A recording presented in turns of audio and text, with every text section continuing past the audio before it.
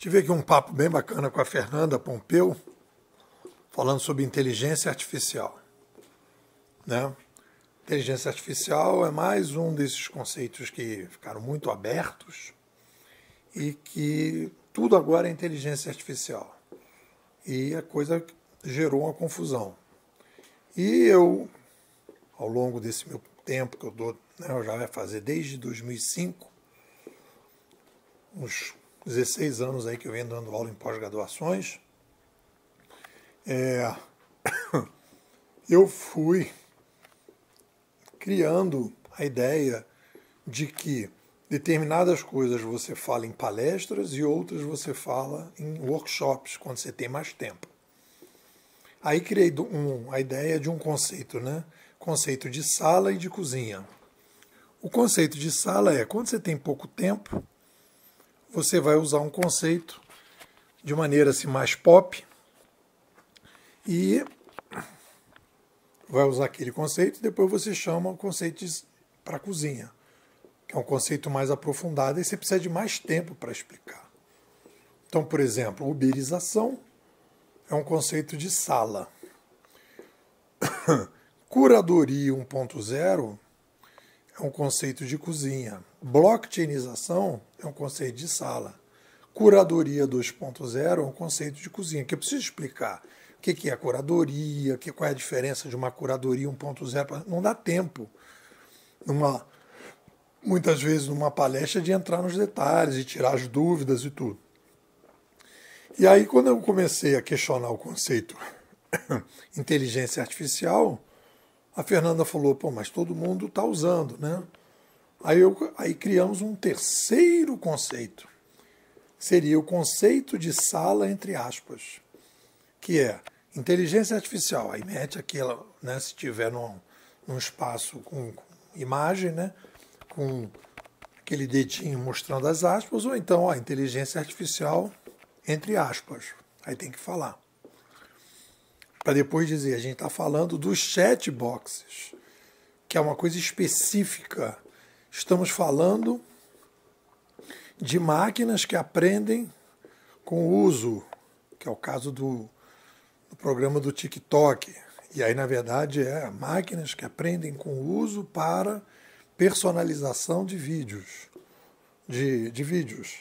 Então, aí você vai especificar exatamente o que é cada coisa para evitar, né, de você começar a chamar determinadas coisas que são avanços interessantes, necessários, bacanas no processamento de dados, para, de repente, saber exatamente do que a gente está falando. Bom, dito isso, pela primeira vez, eu estou usando algo parecido, hoje, pela primeira vez estou usando algo parecido para falar sobre as pesquisas que a gente vem fazendo e para falar desse artigo de hoje, que é a arte secreta da inovação. Então eu criei aqui as pesquisas de sala e as pesquisas de cozinha, né? Então a pesquisa de sala é a pesquisa que a gente explica para um público mais amplo o que a escola vem fazendo. E basicamente a gente tem duas grandes linhas de pesquisa do ponto de vista de análise da sala. Civilização 2.0, que, né, a pesquisa o que é o digital, que temos ali uma abordagem que foi resultado, né, que resultou na chegada do meu novo livro, Civilização 2.0, que já está aí na Amazon. E uma segunda linha de pesquisa, que é o que é inovação. Essa é a ficha que caiu, e esse é o desafio, digamos assim, mais amplo do que eu estou me propondo a fazer como conceituador. O que é inovação? E aí a gente vai falar de inovação, né? E aí entrando já no conceito, na discussão das áreas de pesquisa da cozinha, o que é inovação? Para as pessoas, para as organizações, para os países, etc. Cabe para tudo. Então essa é o meu segundo grande desafio. E eu tenho estudado muito isso de maneira mais profunda, né, muito preocupado com a inovação, principalmente para pessoas, que tudo começa com pessoas. Se a gente não começar a trabalhar a inovação nas pessoas, você não tem inovação em lugar nenhum. Tudo parte de cada um. Dito isso, né, eu comecei então a escrever o meu novo livro. Essa é a nova etapa do Nepô. Civilização 2.0 conclui a etapa do que é o digital. Tenho feito melhorias ali? Tenho. Tenho publicado coisas sobre melhoria, do que eu faria de diferente do que eu escrevi nesse livro? Sim, já estamos fazendo isso. E tem todo um trabalho interno, né, e aí entrando na linha de pesquisa mais interna, né, ciência social 2.0, como você vai rever as ciências sociais, educação, etc. Isso tudo são pesquisas de cozinha. Mas para o ponto de vista geral, nós estamos falando a arte da ciência, a arte da inovação, né? A secreta arte da inovação. Bom, dito isso, como é que a gente entra aí nessa conversa? Qual é o grande diferencial da abordagem que a gente está fazendo? Nepô, então tá, beleza, falando de inovação, o que você está falando de diferente que todo mundo está falando? Então eu acho que a primeira coisa que a gente está falando é entender, né, a gente já tem uma ideia da mente, né? Temos a mente consciente, a subconsciente e a inconsciente. A subconsciente, ela não só cuida de algumas coisas automáticas do corpo, mas de algumas coisas que a gente faz sem notar, né? Derruba o negócio, etc. Quando tem uma determinada situação, determinadas reações que a gente tem, mais automáticas, mas está mais perto da consciente. E inconsciente é quando você dorme. Quando você sonha, então é aquela que você não tem controle quase nenhum. E a consciente, quando a gente está acordado. E aí a consciente, aí tem, um pouco inspirados no Kahneman, a ideia, né, já tem alguns autores que falam isso, né, de duas mentes. O Kahneman chama de rápida e devagar. A gente prefere chamar de reflexiva e automática. Ou mais automática e mais reflexiva, duas mentes. E a gente introduziu essa semana, na pesquisa interna aqui da escola, hoje é um áudio aberto, né, a ideia de você ter dentro entre as duas mentes, uma bancada inovadora, uma bancada criativa. O que significa isso? Eu tenho um problema que eu tenho que resolver. Por exemplo, eu guardo as minhas verduras no Tupperware e comecei a perceber que ficava um pouquinho de água, porque eu pegava da panela, botava direto no Tupperware, e aí alguma água sobrava. E aquela água que ficava lá embaixo ia estragando, principalmente couve-flor, brócolis, ficava estragando, pepino. Aí, então aí olha só, preciso de uma solução. Jogo para o problema, né? Então eu jogo para a bancada. A minha mente reflexiva, isso não está legal, eu preciso resolver o problema. Aí eu coloco numa bancada e fico pensando como é que eu vou resolver isso. E aí pego um escorredor de macarrão, tiro da panela agora, jogo no escorredor do macarrão e deixo ali. Deixa pingando, pingando, pingando, pingando, pingando. Aí quando daqui a um tempo que eu guardo no Tupperware. Quer dizer, a quantidade de água que vai ter não é nenhuma. E aí então eu já não tenho mais o problema de estragar coisas em função disso. Então é uma coisa que você vai resolver o problema. Você está trabalhando dentro dessa bancada. Então essa é a novidade. Temos três espaços bem diferentes na nossa mente. Mente primária, automática, mente secundária e a bancada criativa. Qual é a outra grande novidade que você está trazendo aí na discussão da inovação?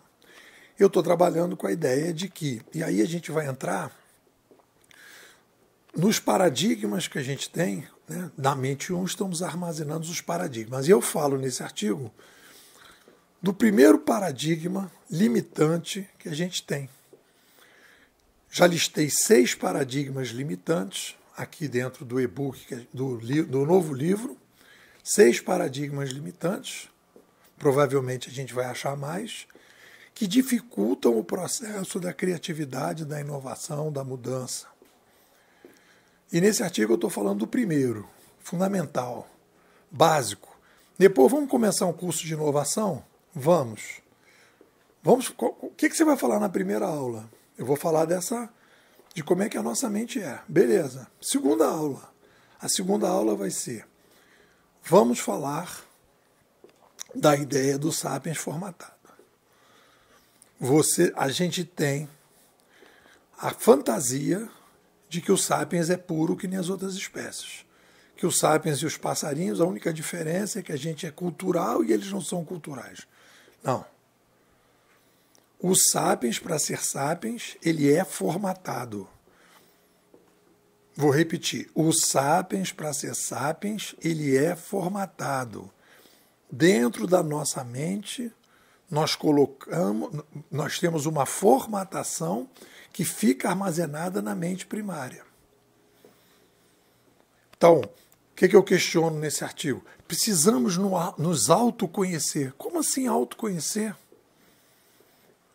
Você vai esbarrar, você já não consegue saber o que é você, o que não é você.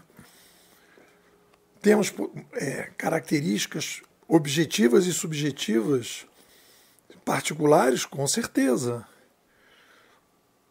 Mas a gente foi todo formatado.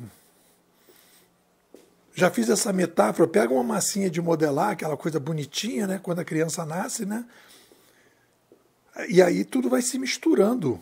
Não se sabe mais o que é ela, o que é o pai dela, o que é a mãe dela, o que é a professora, o que ela viu não sei aonde. Tudo aquilo vai se misturando. E aí você vai dizer, isso é você, isso não é você? Como assim? Aí a pessoa descobre que aquilo que ela está dizendo é uma coisa que a avó dela que ela acha que ela criou, é uma coisa que a avó dela disse para ela e ela esqueceu. Aí ela chega lá, acha uma fita de vídeo e vê que a avó dela disse para ela e ela não sabia que era a avó que tinha dito e ela achava que ela inventou aquilo. Coisa normal que acontece. Então nós somos formatados. E essa formatação e o trabalho da inovação começa com a consciência de que o que nós fazemos é um processo de revisão da formatação básica obrigatória e a criação dos nossos paradigmas. Essa é a função da mente secundária. A mente secundária, o trabalho que ela faz é recriar paradigmas, é analisar os paradigmas que nós temos, que existem. Paradigma. O que é paradigma? Formas de sentir, pensar e agir. E os traumas? Formas de sentir. E os nossos problemas, as nossas neuroses, formas de sentir. A gente precisa entender. Então, ser formatado significa ser traumatizado. Eu não fui traumatizado, eu acho que ser traumatizado é um escândalo. Não, querido.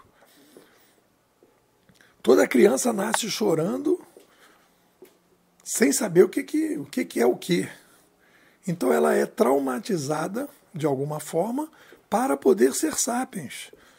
Então todo mundo é traumatizado. A gente precisa saber lidar com esses traumas, com as coisas boas, com as coisas ruins, com as coisas tóxicas, com as coisas saudáveis.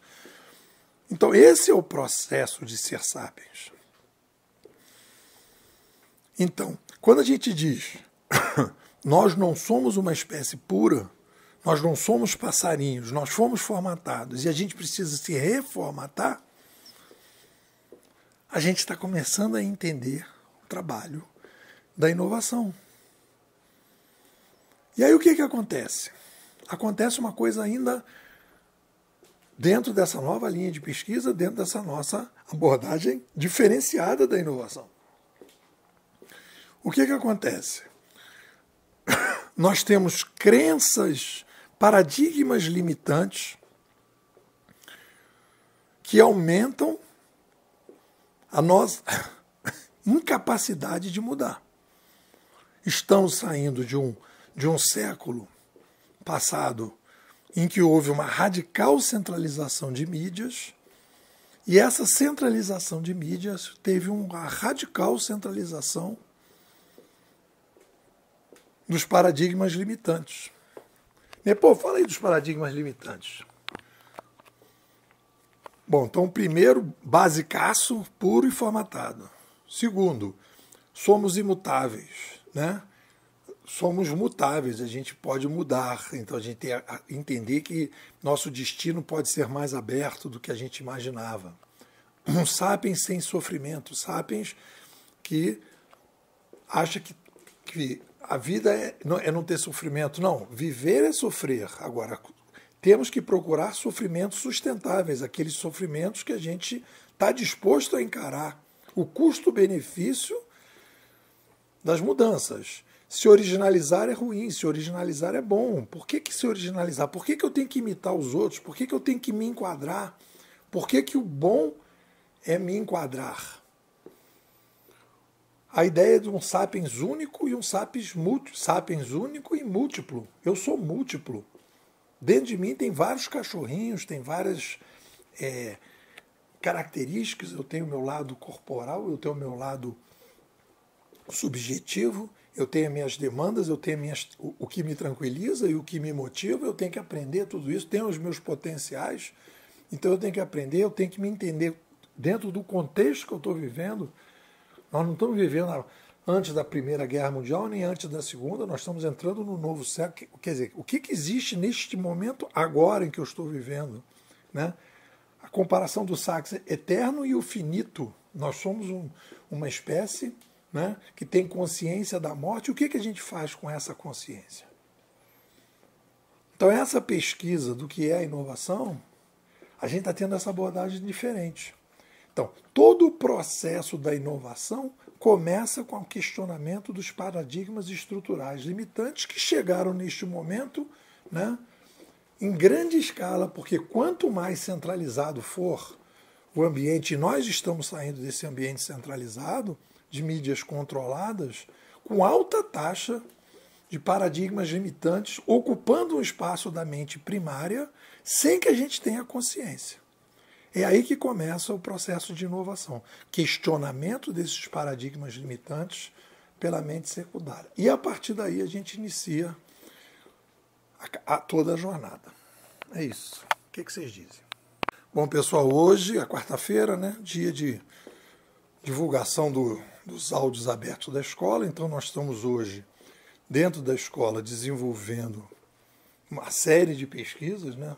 Do ponto de vista externo, o que é inovação. Do ponto de vista interno, a gente está discutindo ciência social 2.0, novas ciências sociais, como é que a gente recomeça a conversa na educação, no direito, na economia, e aí estão discutindo questão da felicidade. Quer dizer, aí tem todo uma espécie assim de detalhamento dessas conversas todas, né?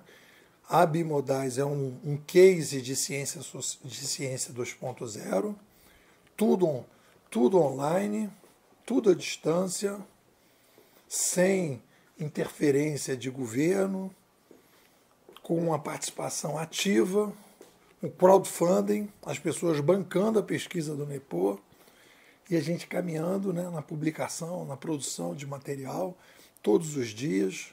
Então é uma experiência super interessante. Então, você pode se beneficiar disso, melhorando a sua maneira de pensar o cenário, entendendo melhor o digital, entendendo melhor a inovação, entendendo melhor a felicidade, entendendo melhor a inovação pessoal, e contribuindo com uma pesquisa, que é uma pesquisa original dentro do Brasil, que é um país que não gosta muito das pesquisas que são feitas no próprio país. E você vai apoiar algo que a gente está conseguindo contribuir bastante para a compreensão não só do digital, mas da inovação e das outras coisas. Te convido, vem fazer parte. Me manda um zap, 21 99608 6422. Nepô, quero ser bimodal.